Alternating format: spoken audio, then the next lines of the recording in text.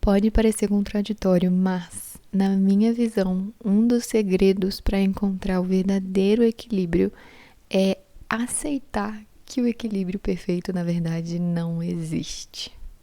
Oi, meu nome é Júlia, esse é o podcast Por Onde Andam as Flores e hoje a gente vai falar sobre equilibrar as nossas funções e conseguir sobreviver ao estresse e à autocobrança no nosso dia a dia. Bom, gente, como sempre, né, eu fiz uma breve pesquisa antes de começar a gravar e dessa vez eu fui olhar o significado da palavra equilíbrio. E, na verdade, tem vários significados, eu vou ler aqui alguns deles. Então, equilíbrio pode ser definido como um estado do sistema cujas forças que sobre ele agem se contrabalançam e se anulam de maneira mútua. Também pode ser definido como estado em que há harmonia, né, que se distribui de maneira proporcional, né? Ou então, propriedade ou estado daquilo que permanece estável ou constante. Eu acho que, no geral, a gente tem realmente essa visão de equilíbrio mesmo, né? No sentido de proporção, de uma boa distribuição, de estabilidade, né? E a gente aplica essa ideia ao nosso dia a dia, então a gente busca, né?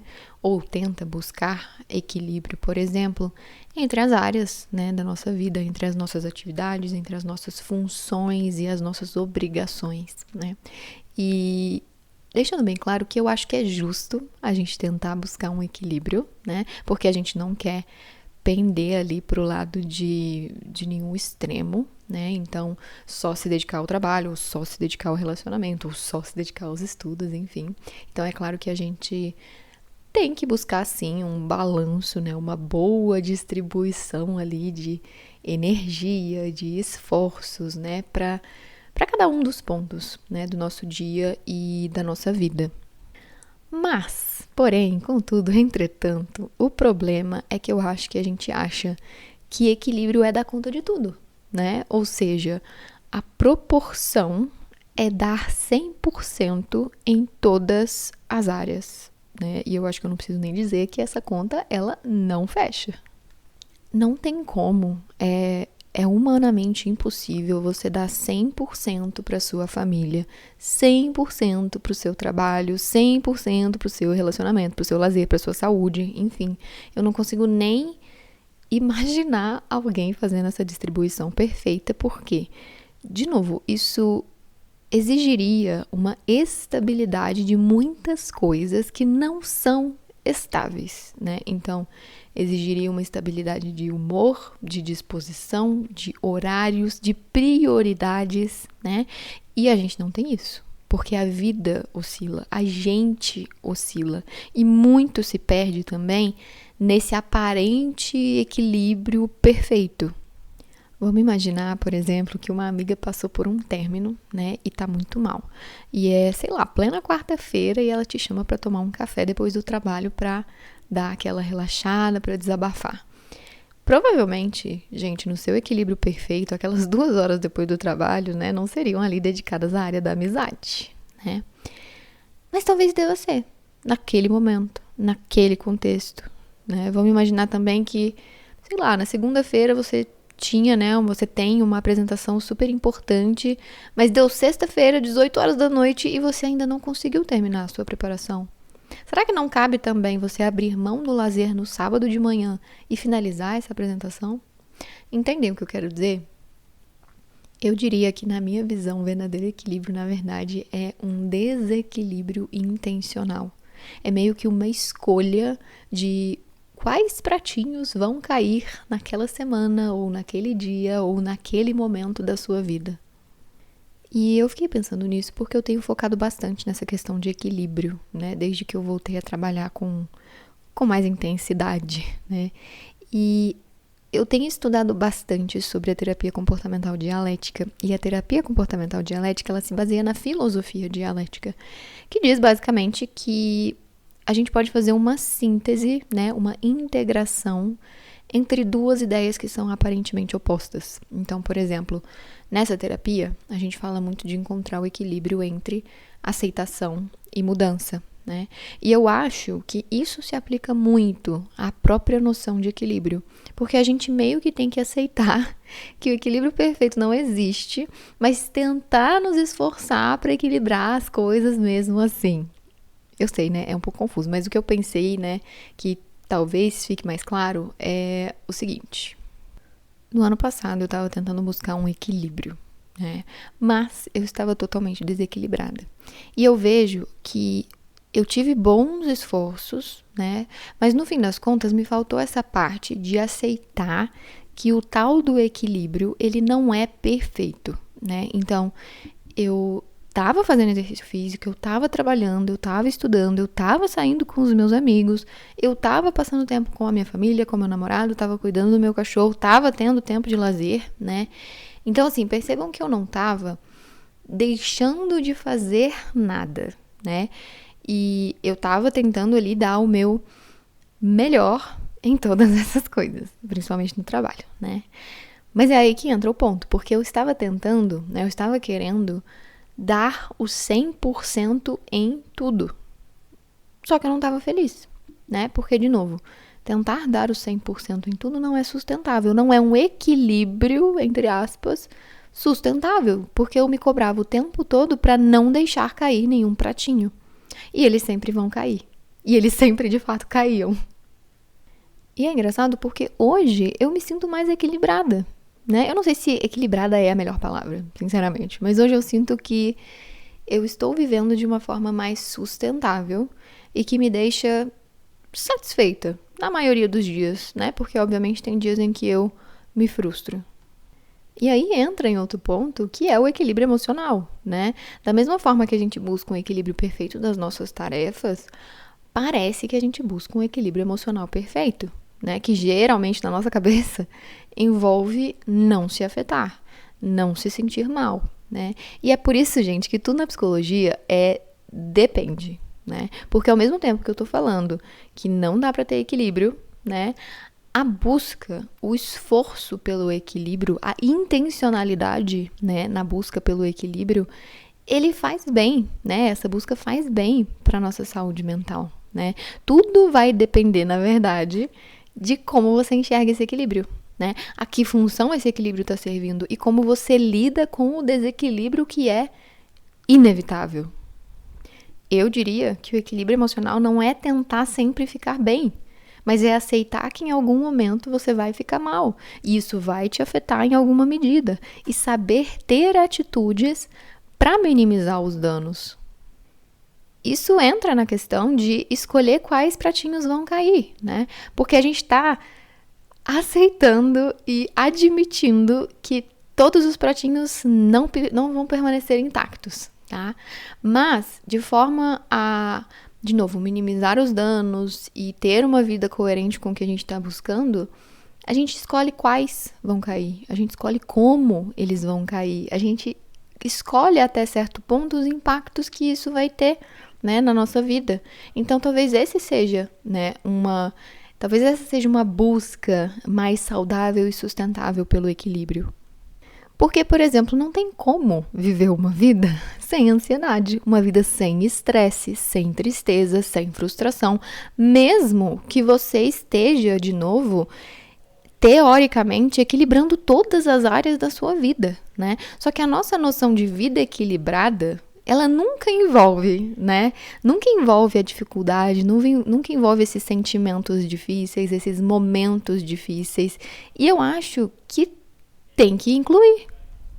Não só para ajustar as nossas expectativas, né? Não só para ter flexibilidade na hora de lidar com as nossas demandas, mas também, gente, para a gente não se frustrar tanto quando esses momentos acontecerem.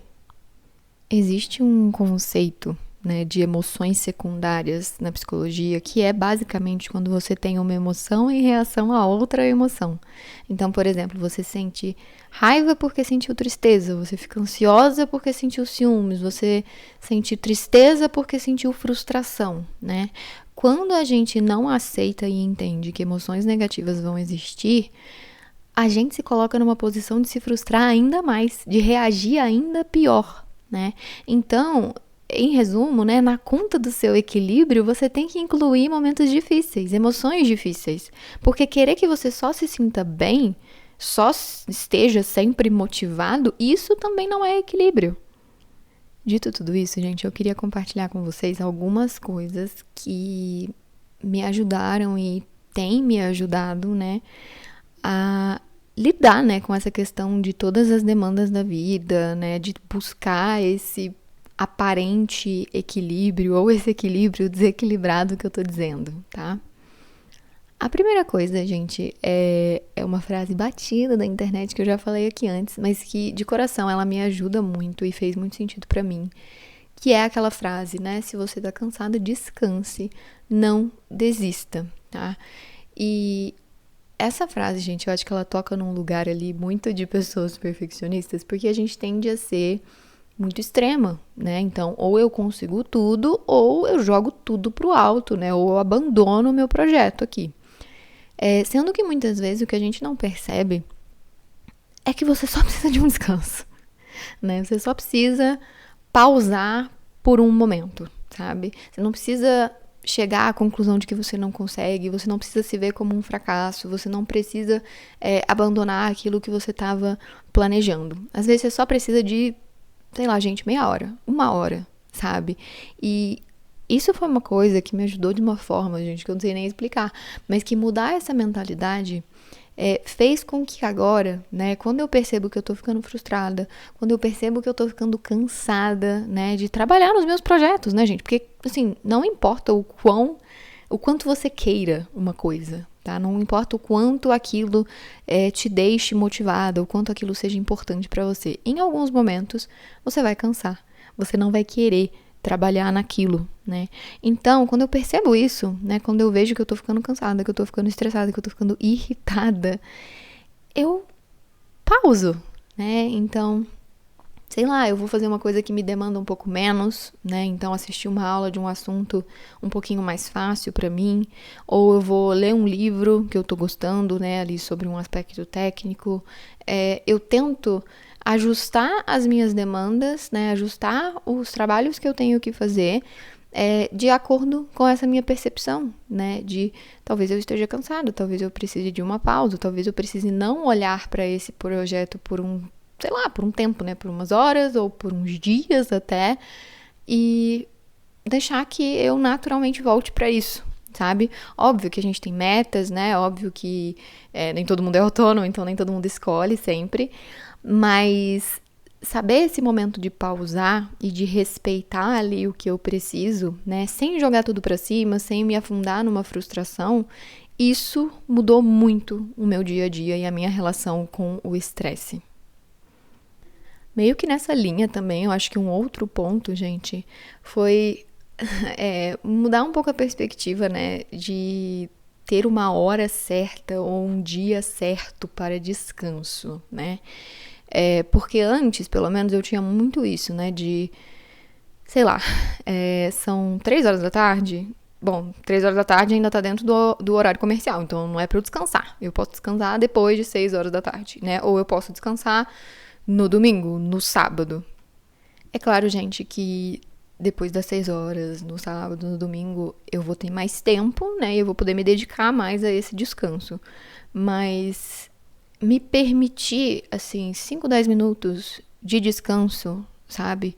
Em um momento que não é usual, né? Em um momento que não seria o certo, entre aspas, porque eu estou precisando, né? Isso entra muito ali em linha, né, com a ideia do se eu estou cansada, vou descansar. Porque às vezes, gente, de coração, às vezes você só precisa de 15 minutos sem olhar para o que você tá fazendo. Às vezes você só precisa de 15 minutos, sei lá, lendo um livro ou fazendo uma atividade que é legal para você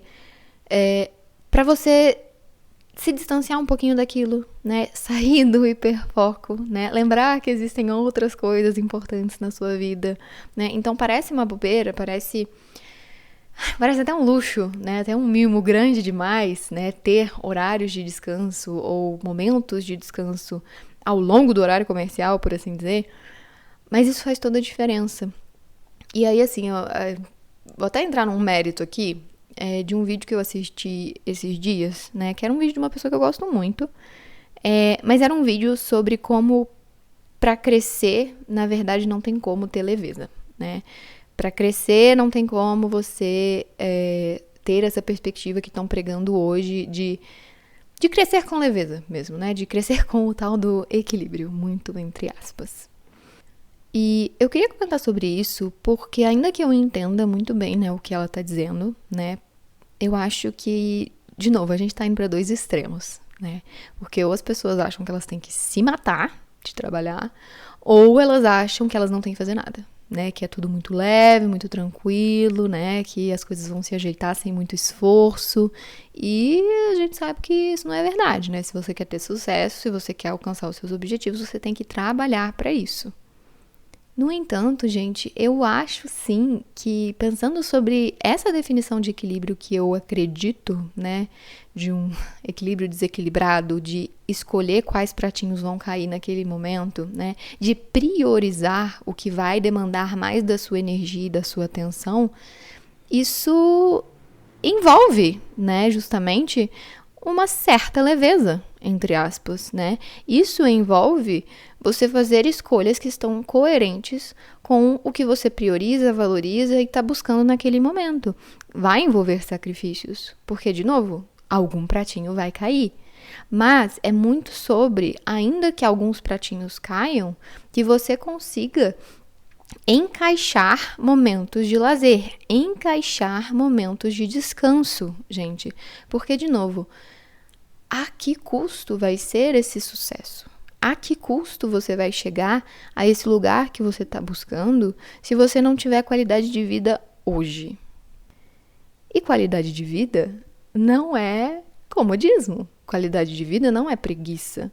Qualidade de vida não é sentar no sofá e esperar que as coisas aconteçam. Qualidade de vida é você estar fazendo o que você precisa, mas ainda assim, em alguns momentos, saber reservar e priorizar, né, a sua saúde mental, a sua qualidade de vida. E pode ser, gente, de coração, pode ser ali 1 hora por dia, mas que essa 1 hora exista e ela seja ali religiosamente frequente, sabe? Porque senão, de novo, a que custo vão vir as coisas que você está buscando? Será que quando essas coisas chegarem, você sequer vai estar bem para aproveitar? Enfim, voltando.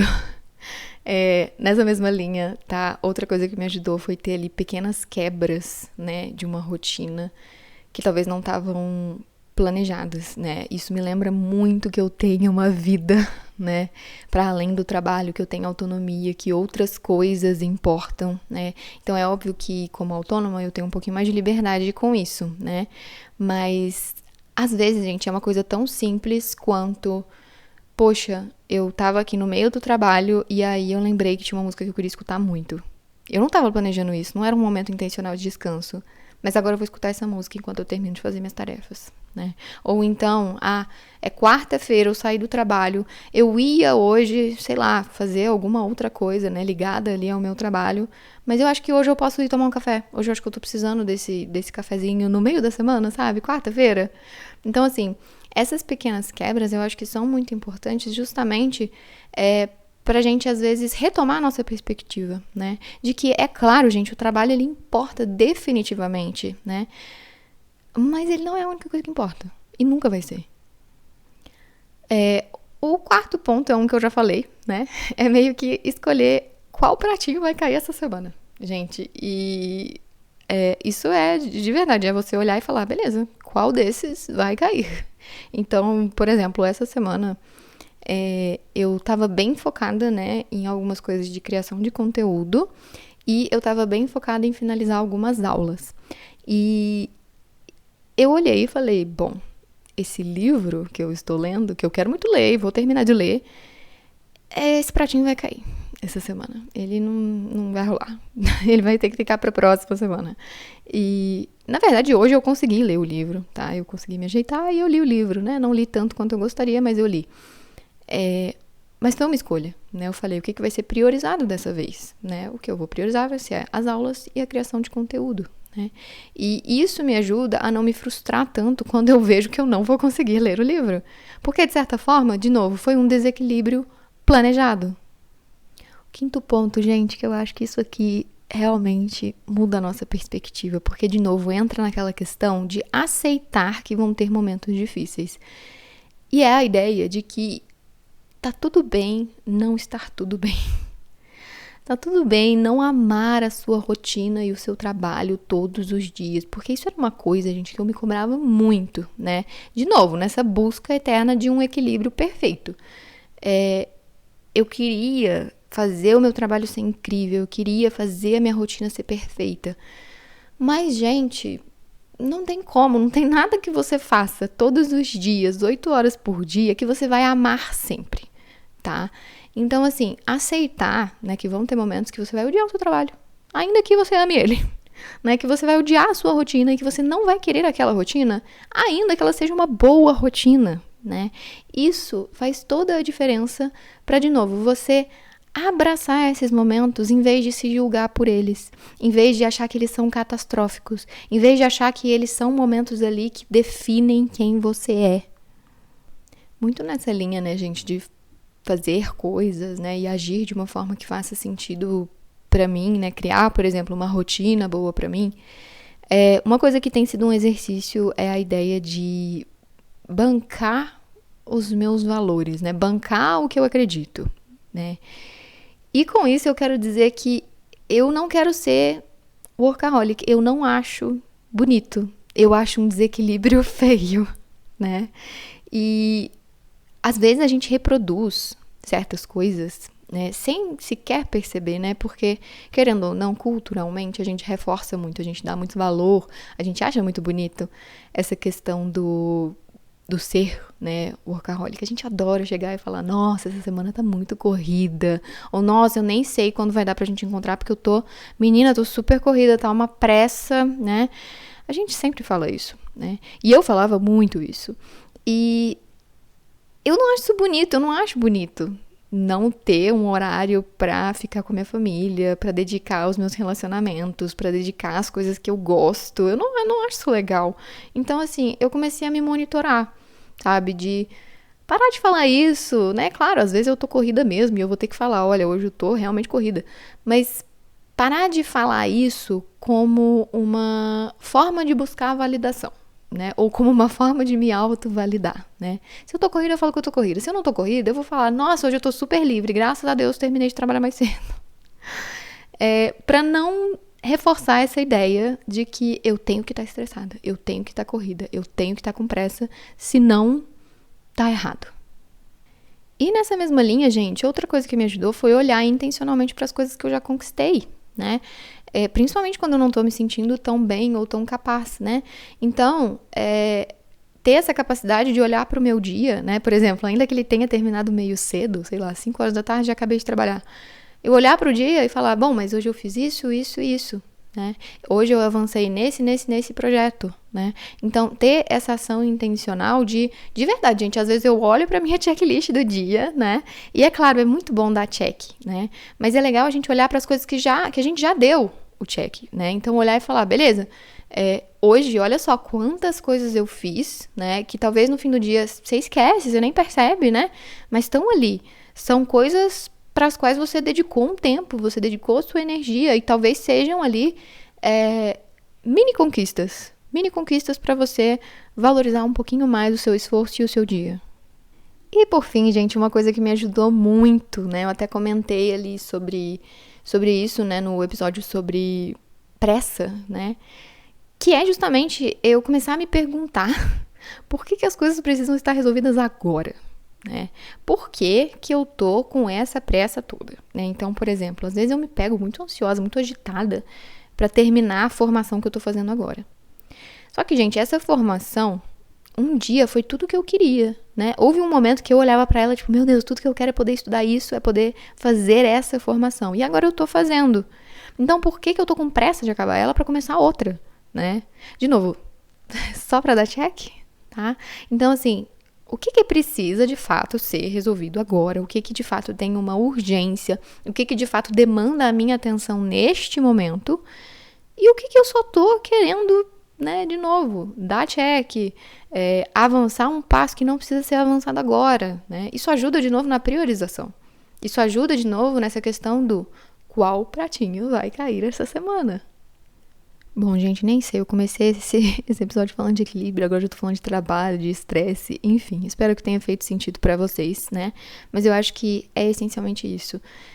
Um equilíbrio perfeito não existe, e buscar um equilíbrio perfeito também é, de certa forma, uma sabotagem, porque você nunca vai alcançar ele.